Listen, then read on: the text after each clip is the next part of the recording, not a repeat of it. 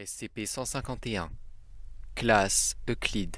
SCP-151 doit être conservé dans un casier verrouillé, couvert par un tissu opaque. Les clés du casier doivent être confiées aux agents de sécurité du site lorsqu'SCP-151 n'est pas étudié. Lorsqu'une recherche est menée, SCP-151 doit être conservé dans un laboratoire verrouillé, à condition qu'il soit toujours couvert lorsqu'il n'est pas utilisé. SCP-151 est une pâture à l'huile d'1 m par 1 m 30 cm, représentant le point de vue d'une personne sous l'eau. Un sujet qui regarde l'impeinture ne semble pas affecté.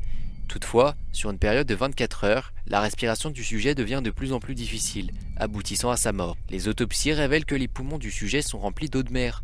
Les tentatives pour arrêter le processus de noyade par une intervention médicale peuvent prolonger la vie du sujet, mais se sont avérées inefficaces pour contrer l'effet sur le long terme. La peinture n'est pas signée, mais plusieurs noms sont écrits sur le dos. Addendum. SCP-151 a été trouvé dans un magasin d'antiquités à... après que la Fondation ait commencé à étudier une série inexpliquée de noyades. Comme est un pays fermé, la Fondation a dépêché une équipe d'agents en tenue civile briefés sur la possible nature de la menace de l'objet. Les agents ont découvert que les noms écrits sur le dos appartiennent à un groupe d'étudiants en art qui ont tous disparu pendant un programme d'études à l'étranger dans le... Une enquête sur leur sort sont en cours et pourrait fournir des indices quant à la nature de l'origine de SCP-151. Fin du rapport.